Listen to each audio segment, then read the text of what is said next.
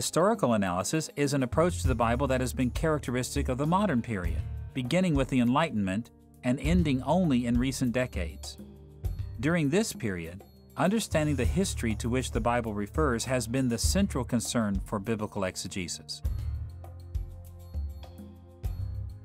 Historical analysis approaches the Bible not so much as a literary painting or portrait, but as a window to history. Now, sound historical analysis never ignores other approaches, but its primary purpose is to look through the Scriptures to learn about the history that lies behind the text. In certain forms of historical analysis, Christians ask exegetical questions like these. What acts of God are reported in the Scriptures? What was their ancient significance? How were these acts of God connected to other acts of God before and after? By and large, the primary focus of historical analysis has been to reconstruct what happened in biblical history and to understand the significance of those events for people living in those times. A third major strategy that the Church has taken toward exegesis may be called thematic analysis. Thematic analysis has always been one of the ways Christians derive theology from the Bible, but thematic analysis was strongly emphasized in the early centuries of the Church before the shift toward historical analysis during the modern period. In thematic analysis, we look at the Scriptures not so much as a literary portrait or a window to history, but as a mirror, a way of addressing questions, topics, or themes that are important to us, even if they are not prominent in the Bible itself.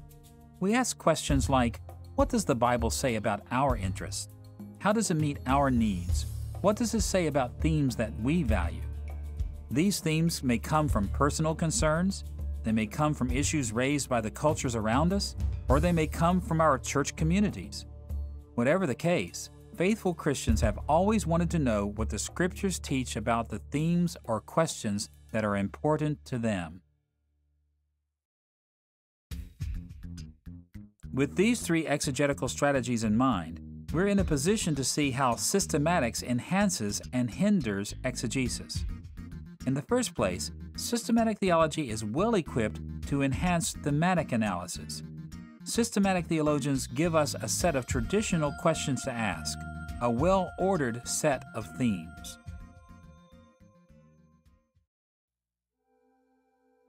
Systematic theology represents a very helpful form of thematic analysis. Systematicians explore what the whole Bible says about traditional theological themes. They collate verses from all over the Bible and draw out the interconnections between these verses as they relate to traditional topics. This process of collating and combining different verses into a whole helps us avoid treating one thing the Scriptures say about a topic as all that they say on that topic. We want to know not just what one verse says about God, but what all the Scriptures say about God. What do they all say about humanity? What do they all say about salvation? Systematic theology is of great value because it helps us find biblical perspectives on these and many other crucial themes. On the other hand, systematic theology often hinders exegesis because it does not focus on literary and historical analyses of the Scriptures. Of course, systematicians who are good interpreters of the Bible will always look at the Bible as literature and history to some degree, yet this is not the main way they approach the Scriptures. For this reason, when systematic theology dominates our approach to interpreting the Scriptures, it places limitations on what we derive from the Bible. And as we will see in future lessons, the discoveries of literary and historical analysis often compel us to adjust the conclusions of systematic theology. So we see that in general terms, systematic theology has both values and dangers for building a Christian theology. It contributes to Christian living, interaction in community, and exegesis in some remarkably positive ways. But it also draws our attention away from important dimensions of each theological resource as well.